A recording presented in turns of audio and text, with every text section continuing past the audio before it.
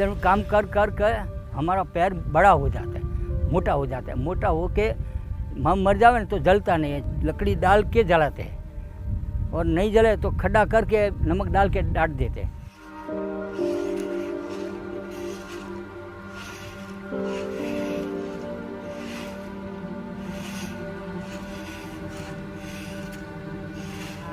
हम पीढ़ियों से नमक ही बना रहे हैं। मन नहीं होता कि अब बच्चों के बच्चे भी यही काम करें। नहीं चाहती कि हमारे बच्चों के हाथों में भी अब फावड़ा आए।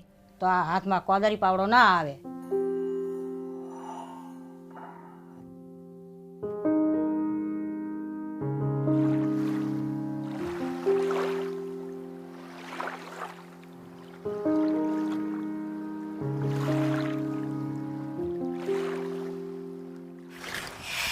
नमक, जिसमें स्वाद का सुख भी है और दुख भी।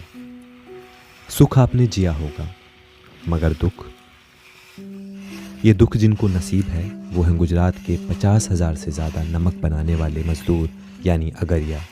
मॉनसून खत्म होते ही इन अगरिया मजदूरों का पलायन शुरू होता है। कुछ खारागोड़ा में रहकर नमक बनाते हैं, कुछ गांधीधाम जोगनीनार जैसे इलाकों में आकर 9 महीने के लिए बस जाते हैं। ये पलायन ना होता तो आपकी थाली में नमक ना होता। हमारा गांव खारागोड़ा सुरेंद्रनगर जिला पाटड़ी तालुका का है। वहाँ हमारा भी खेत है, पर पानी नहीं है, नमक बनाने का पानी नहीं है, इसलिए हम इधर आते हैं। मेरे पापा भी पहले यही काम करता था, मेरे दादा भी यही काम करता। अब मैं 5 पढ़ा, बाद में तो मैं काम करने लग गया। मेरे पापा काम कर नहीं सकता तो मैं भी काम करने लग गया, और बाद में मेरे बच्चा भी काम करने लग गया। क्या करें, यही काम करना पड़ता, हमारी मजबूरी थी। इसमें जो थोड़ा पैसा मिलता था, हमारा पेट गुजरन चल रहा है, ज़्यादा तो मिलता नहीं है। तो पढ़ाए, छोकरा को नौकरी लगावे, इतना तो पैसा हमारे पास आता नहीं है, तो क्या करें। बूट देते हैं तो 1 साल चलते हैं। बूट बिना काम करते हमारा पाँव भी जल नहीं सकता, हम मर जावे तो हमारा पाँव नहीं जलता, तो नमक डाल के खड्डे में डालना पड़ता है। इसलिए सरकार जो कोई हमें बूट डाले, कोई मोजा डाले, कोई चश्मा दे, हमारी आँख को कोई तकलीफ ना होती है तो अच्छा है। हमारा 50 रुपये टन है प्रति टन, इसमें 7,000 टन निकाले तो 3-3.5 लाख हमको मिलता है।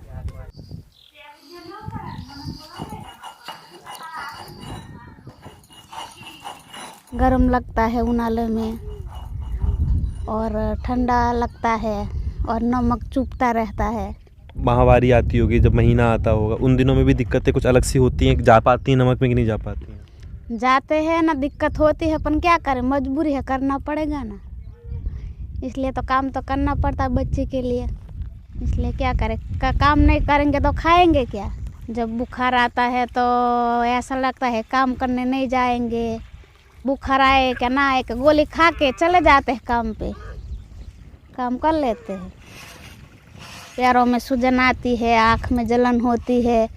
वो मोजा 3 साल था तब दिया था, अभी तो टूट गया है, इसलिए अभी पूरा जलता है पैर में। छोटे छोटे मुलायम हाथों से बड़े बड़े खंपारे चलाते बच्चों को देखना बालूबेन जैसी अगरिया माओं की हकीकत है।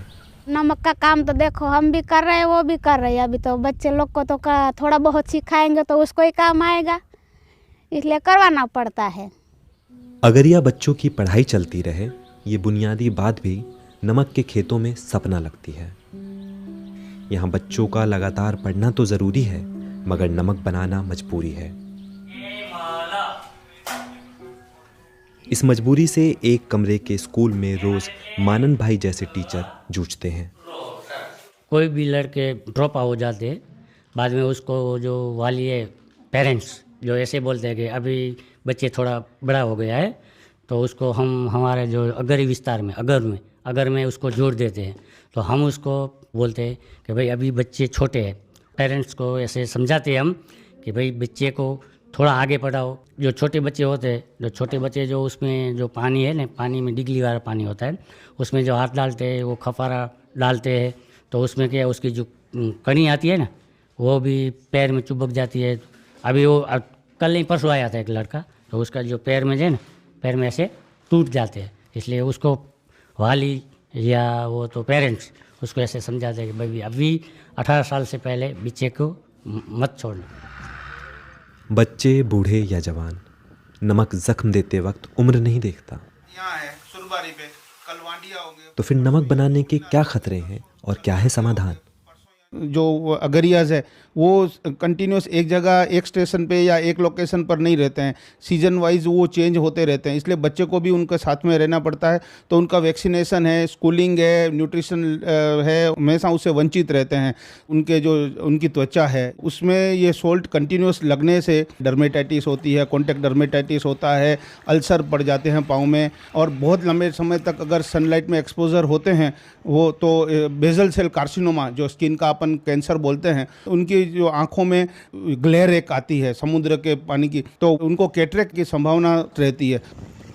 सबसे ज़्यादा उनको जो बूट्स शूज़ हैं वो हमको प्रोवाइड कर सकते हैं, प्लस उनको ग्लोव्स भी लंबे मतलब एल्बो तक ग्लोव्स भी देने चाहिए, उनको एक गोगल्स देने चाहिए ताकि वो आँखों में जो ग्लेयर है वो कम से कम रह सके। नमक के कारोबार और सरकारों की भूमिका के बारे में इंडियन सॉल्ट मैन्युफैक्चरर्स एसोसिएशन के प्रेसिडेंट भरत सिंह रावल कुछ तथ्य रखते हैं। गुजरात में नमक का टर्नओवर करीब 5,000 करोड़।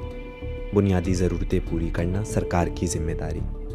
नमक इंडस्ट्री केंद्र और राज्य सरकार के बीच लटक रही है। नमक को इंडस्ट्री नहीं, कृषि माना जाए। नमक सरकार की प्राथमिकता में नहीं है।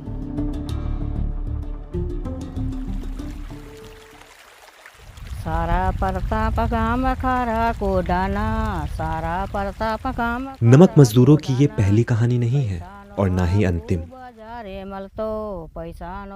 मीठा नाक नमक पकाता था। हम पीढ़ियों से नमक ही बना रहे हैं। माँ बाप, सास ससुर, मेरे बच्चे सब नमक के ही काम में रहे। पहले मशीन नहीं थी तो सब कुछ हाथ से करते थे। नमक हाथों से उठाते तो छाले पड़ जाते, छालों में पानी भर जाता और फिर फावड़ा चलाते तो जलन होती। पूरा देश हमारा नमक खाता है। हम पढ़े नहीं इसीलिए नमक बनाने लगे। मन नहीं होता कि अब बच्चों के बच्चे भी यही काम करें। बच्चे पढ़ लिख लेंगे तो सुधर जाएंगे। नहीं चाहती कि हमारे बच्चों के हाथों में भी अब फावड़ा आए। तो हाथ में कोदरी पावड़ो ना आवे।